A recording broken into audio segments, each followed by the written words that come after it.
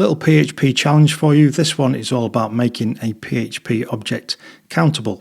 And so I have this class Countable Object Demo. It has a constructor through which you can pass an array of items, and we're setting that array of items as a property.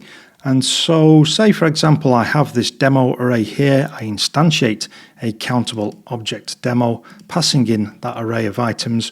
What else would I need to do to that class in order to make it possible for me to pass it into the PHP count function and get the result of how many items are in that items property?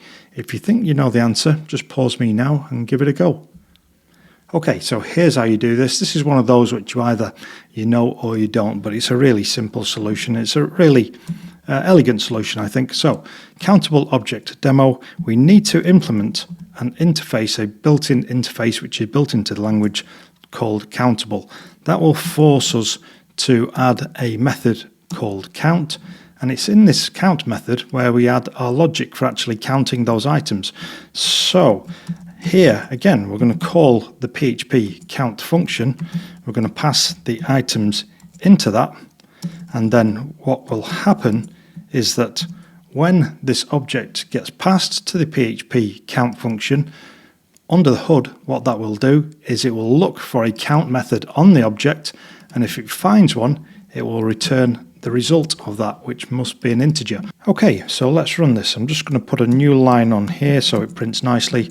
Go to the terminal, php countableobjects.php, and as you can see we get a value of 3. Okay, so quick recap. Say for example you have a class which has an underlying array of items which sometimes you might want to count. You can do so by implementing the Countable interface, add a count method to that class, and then just use that count method in order to count those underlying items. So if you like this example, this one's taken from my Learn Object Oriented PHP course. I'll leave details in the comments.